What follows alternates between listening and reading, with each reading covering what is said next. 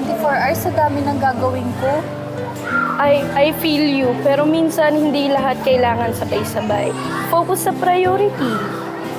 Oo nga po pero ang dami ko pa rin pong gustong tapusin. Kaya nga, quality beats quantity. Gamitin mo yung bawat minuto ng tama. Hindi basta mabilis lang. Tama po, ma'am. Mas okay po na mag-plan kaysa mag-panic sa dami ng task na gagawin. Halika na, nak. Uwi na tayo at maggagabi na. Para sa mga kabataan, parang laging kulang ang kanilang oras sa dami ng mga commitments at mga pangarap. Pero hindi po ang dami ng oras ang importante, kundi ang paraan ng tamang paggamit nito. At ang tamang priorities ang tunay na susi para magawa ang mas marami at maging mas fulfilled ang bawat araw natin. Kapayapaan po at mapagpalang umaga po sa inyong lahat. Pag-usapan po natin ang temang ito. Kung paano nga po ba natin masusulit ang bawat minuto ng araw po natin na hindi po nasasayang at mas nagiging makabuluhan pa. Tayo na po sa programang Blessed Day! Simula ng umaga at damhin ng pagpapala, araw ay gawing payapa, na Espiritong banal ang kasama. May matibay na pag-asa, tayo ay mga pinagpala, na tanging sambin ng puso. Ama, salamat po. Naranasan mo na bang parang kulang talaga ang oras sa sobrang dami ng mga gusto mong gawin sa isang araw? Gaya ng projects, task, commitments na para bang hindi na matatapos. Siguro po lahat tayo. Lalo na tayo na sobrang busy po sa school at iba pang mga responsibilidad. Nakakaramdam tayo ng mga kagaya po nito. Pero kahit puno ang ating schedule, may paraan po para hindi tayo ma-overwhelm sa pamamagitan ng tamang planning, focus sa ating pong mga priorities at paggamit ng bawat minuto ng may kabuluhan. Ito po ang diwa ng aklat na sinulat po ng kapatid na Hiel. Atin pong pakinggan sa aklat na PowerPoint, Isaiah 55:7.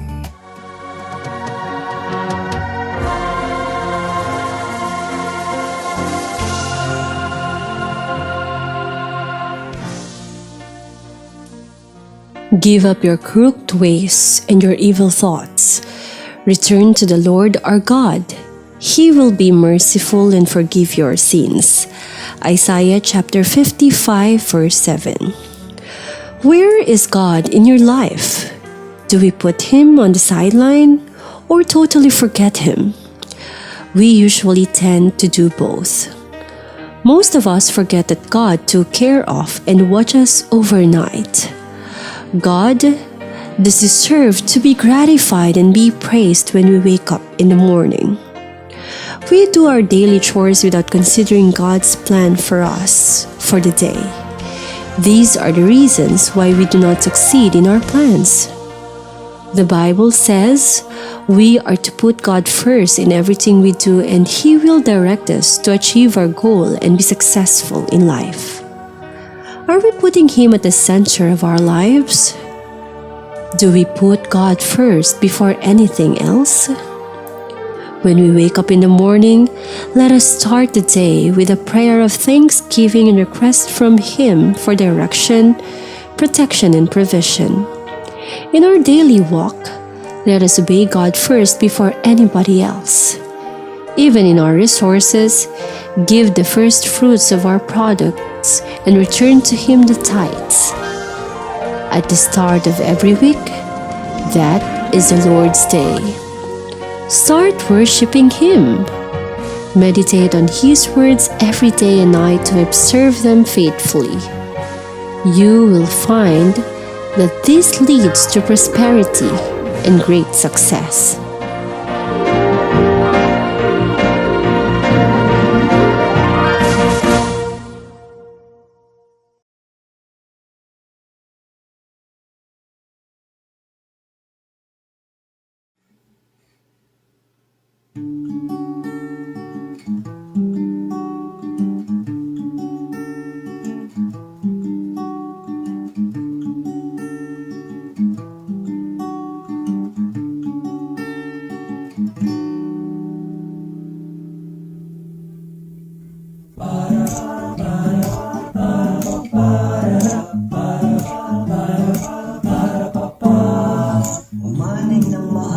Jesus, wag magmuna. Lahat tayo'y sasapit dun sa pupuntahan. Sakaling mapatid, madapa sa daraanan, huwag mag-alala, ang Diyos ang ating kasama.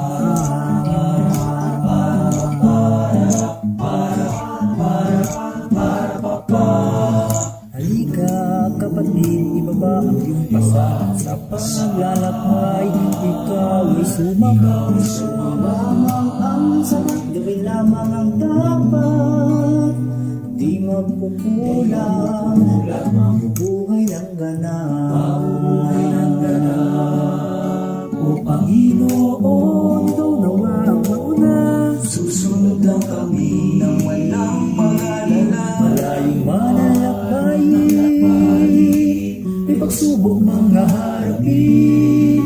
Habang kaming may kiting, dahil ikaw ang kapili. Sa paglalakbay, ay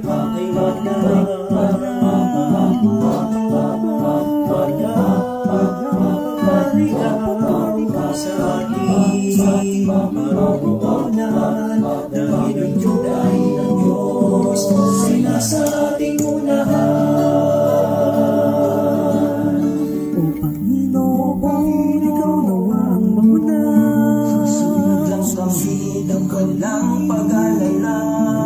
Manalakbayin, may pagsubok mga harapin. Habang kami magiting, o Panginoon, ikaw nawa ang mauna. Susunod lang kami ng walang pag-alala. Malayong manalakbayin, may pagsubok mga harapin.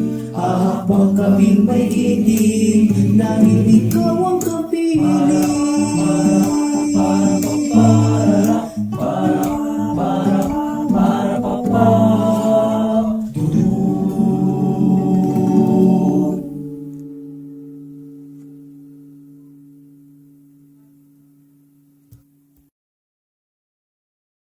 A blessed day to all. Kayo po ay kasalukuyang nanonood ng programang ipinaglilingkod ng kabanal-banalang Iglesia ng Diyos kay Kristo Jesus.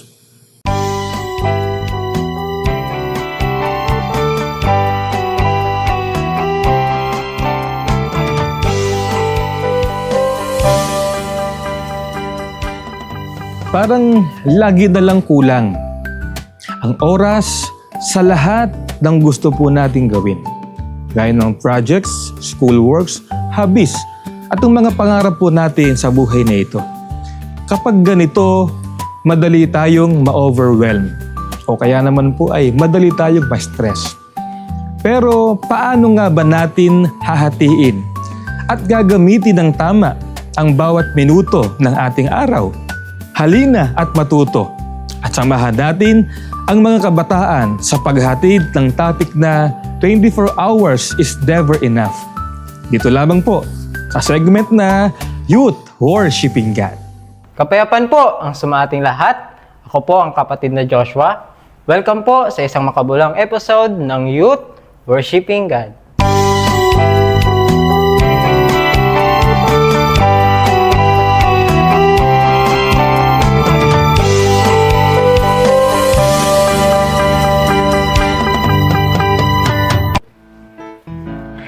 Hindi ko matulog. Ano ba yan? Parang walang bumibili. Ano ba yan? Gabi na. Wala pa rin booking. Siguro lahat tayo naririnig at nasasabi natin ang mga katagang, busy ako eh. Madami akong ginagawa. May pasok ako. May trabaho ako. Pero behind those words, may kwento ng struggles, efforts, at hardships. Dahil tayo din ay dumadaan at nakararanas ng struggles at hardships sa ating mga buhay, mas mabuti na sundin na natin ang payo ng Bible para sa episode natin ngayon. According to Psalms chapter 90 verse 12, time is a gift from God and should be used wisely, not just for worldly things, but for spiritual growth and gratitude. Kaya, Para sa araw na ito, ang pamagat ng ating episode ay 24 hours is never enough. Mga tao na maraming responsibilities sa buhay. Pag-aaral, P is for principal, R is for race. katrabaho,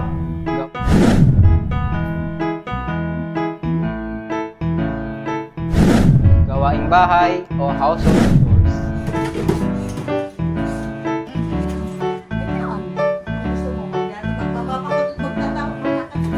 Tila kulang isang araw para tapusin ang lahat. Sa isang araw, meron tayong 24 na oras. 24 na oras para mag-aral, mag-trabaho, pahinga,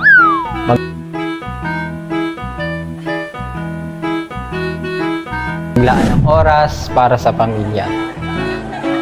Pero, bakit nga ba sa kabila ng lahat ng ito, hindi pa rin sapat ang isang araw? Sa totoo lang, kahit gaano karaming ginagawa natin sa loob ng isang araw, parang lagi pa rin may kulang sapagkat hindi nasusukat sa dami ng ating aktibidad ang kabuuan ng ating oras, kundi sa kung paano natin ito iginugugol para sa mga bagay na may tunay na halaga. Bukod sa mga examples natin kanina, meron namang mga mas nagpo-focus sa pagpapayaman sa mga material things. Nalingid sa kanilang kaalaman, nauubusan na sila ng oras para sa mga mas mahalagang bagay, lalo na sa pagpapayaman ng kanilang spiritual being. Ayon sa Matthew chapter 6 verse 19 to 21 at sa Proverbs chapter 10 verse 22, mahalaga na unahin at isaalang-alang natin ang godly things kesa sa earthly things. Sa inyo na aming mga manonood, dahil na-discuss na natin ang ilan sa mga dahilan kung bakit kulang ang 24 hours sa isang tao, andun na tayo, yung 24 oras natin ay hindi talaga sapat.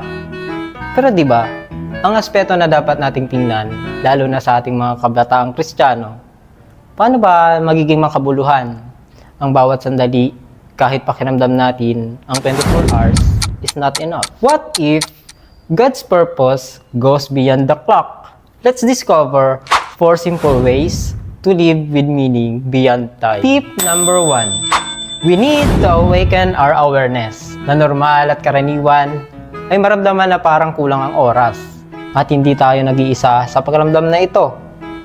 Ayon sa Efeso Kapitulo 5, versikulo 15 hanggang 16. Kaya't mag-ingat kayong mabuti kung paano kayo mamumuhay.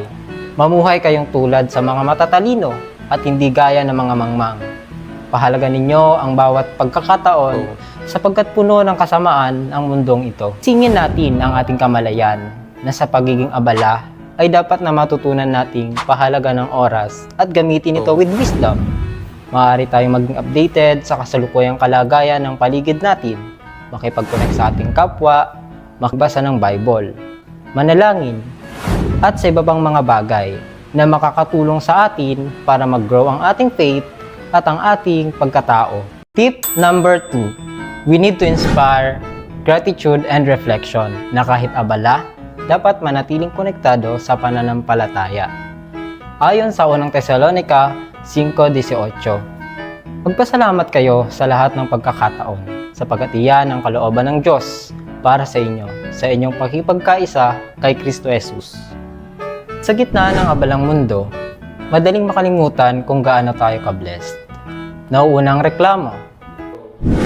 Sa next time naman, i-cancel natin ito para dito, hindi na natin siya ilalagay. Hoy, saan ka ba? Pagod at pagmamadali. Bayad ko. Pero kung sandali tayong titigil at maglaan ng oras para mag-reflect, mapapansin natin, every breath, every chances ay biyaya ng Diyos. Find rest in the presence of God. At hayaan ang puso mo ang magsabi, "Salamat Panginoon sa bawat araw na binibigay mo." Tip number 3, we need to encourage balance. Sa panahon ngayon, madalas tayong nauubos sa paghabol sa oras, sa trabaho, sa pag-aaral, at sa iba't ibang responsibilidad sa buhay na para bang walang katapusan.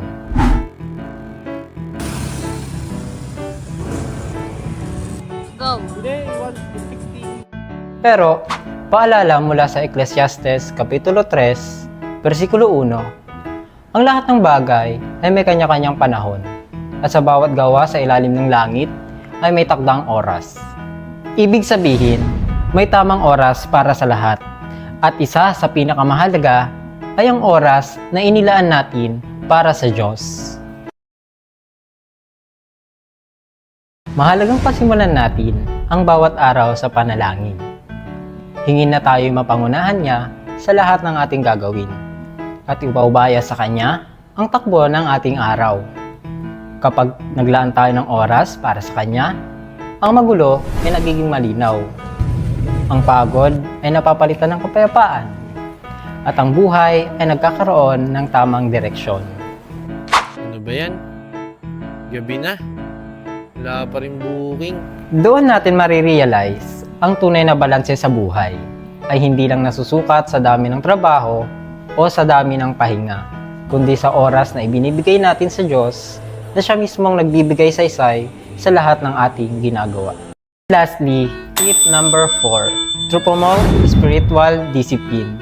Tandaan na ang tunay na spiritual discipline ay nakikita hindi sa dami ng oras na ginugugol, kundi sa sincere at consistent nating pagpili sa mga bagay na makapagpapalapit sa atin sa Diyos. Ayon nga sa Mateo 6, versikulo 33, ngunit sa lahat ay pagsikapan ninyo mapabilang sa kaharian ng Diyos, at sundin ang kanyang kalooban, at ipagkakaloob niya sa inyo ang lahat ng inyong pangangailangan.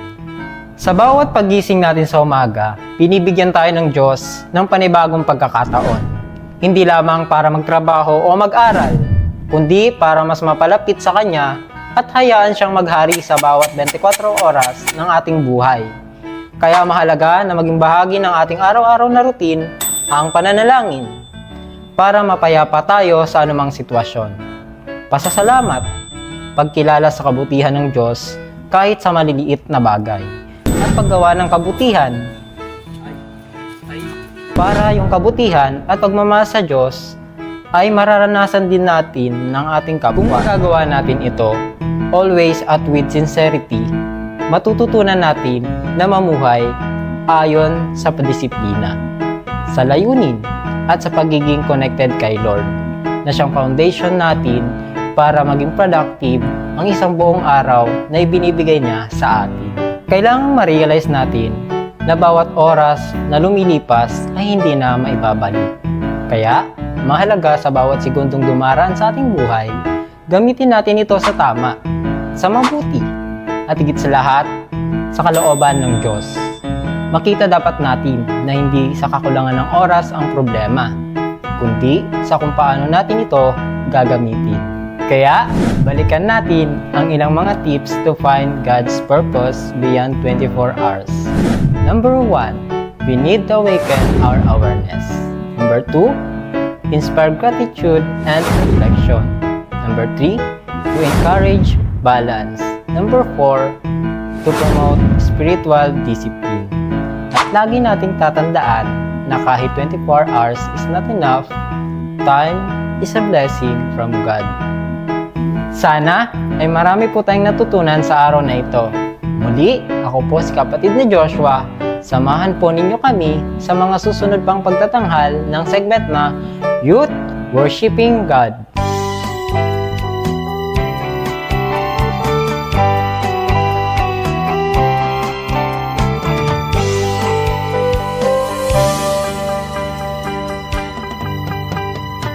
Narinig niyo ba kung gaano kahalaga ang bawat minuto sa ating araw? Sana'y ma-apply po natin ito sa ating mga buhay. Hindi lang basta malaman, kundi talagang sikapin nating gawin at pahalagan ang bawat oras na mayroon tayo sa kabila po ng dami ng gawain at mga responsibilidad. Bago po tayo magtapos, inaanyayahan ko po kayo sa isang maikling panalangin. Ipanalangin natin ang bawat busy days at sa dami ng mga bagay na kailangan pa po nating tapusin sa araw na ito. Maramdaman natin ang gabay at lakas na mula sa ating Diyos upang magamit po natin ang araw na ito ng tama. Sa araw na ito, atin pong ipagtagubilin sa Panginoon ang lahat ng atin pong gagawin. Tayo po ay mag-ukol ng panalangin. Aba, Panginoon naming Diyos, Ikaw po na totoong makapangyarihan sa lahat. Punong-puno ka po ng pag-ibig sa amin na iyong mga anak. At sa katunayan po, na-appreciate po namin, Panginoon, ang lahat po ng mga blessing, mga guidance, at mga pag-iingat mo po sa amin na iyong mga anak. Panginoon, maraming salamat din po sa lahat po ng mga opportunities na patuloy mo pong ibine-bless sa amin na iyong mga lingkod. Kaya po ng mga pag-aaral po namin, ng mga pagtatrabaho, at ang iba't ibang mga bagay na kaloob mo sa aming mga buhay. Upang dito ay matanggap po namin ang iyong mga pagpapala at ang iyong mga kagandahang loob. Panginoon, napakarami pong mga kaabalahan sa buhay namin ito. Lahat po ay pwedeng sabihing mahalaga para po sa amin. Ngunit limitado lamang po ang oras sa bawat araw na ipinamumuhay po namin. Kaya nga kami po ay lumalapit sa iyo. Sana po turuan mo po kami at tulungan mo po kami na i-priority ang lalong mahalagang bagay sa buhay namin na dapat po naming unahin. At sana po, Panginoon, lagi naming matutunan na kung meron kaming palaging inuuna sa amin pong mga buhay o pinapriority, ito po'y walang iba kundi ang aming paglilingkod at pagsamba sa iyong dakilang pangalan. Panginoon, tulungan po kami na ang bawat minuto ng araw na kaloob mo po sa amin ay magugol po namin sa makabuluhang mga bagay. Sa ganito, makatitiyak po kami na ang bawat araw po na aming ipinamumuhay ay maging productive.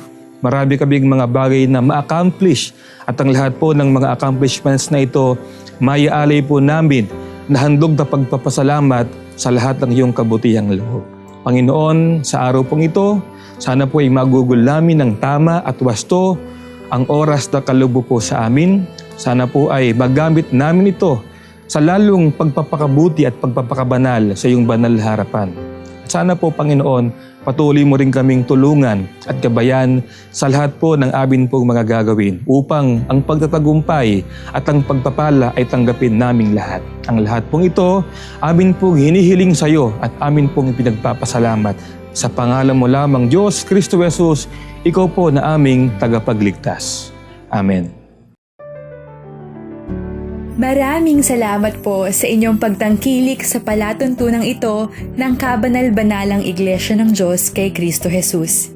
Kung nais po ninyong mapanood ng iba pa naming programa, mag-subscribe sa ating YouTube channel na The Most Holy Church at bisitahin ang aming Facebook fanpage na MHC Media. Upang lubos po ninyong makilala ang kabanal-banalang Iglesia ng Diyos kay Kristo Jesus, bisitahin ang ating official website na www.mostholychurch.com. Para naman po sa inyong katanungan, prayer request o libreng Bible study sa inyong tahanan, i-post lamang ang kahilingan sa comment section ng programang ito. Maaari din po kayong tumawag o mag-text sa mga sumusunod na numero. Sa Smart o Talk and Text, 0909-555-5009. Sa Globe o TM, 0926-383-0454. Sa Dito SIM, 0991-419-2027. At sa landline, 8255-6949 o 8553-0946. Maraming salamat po.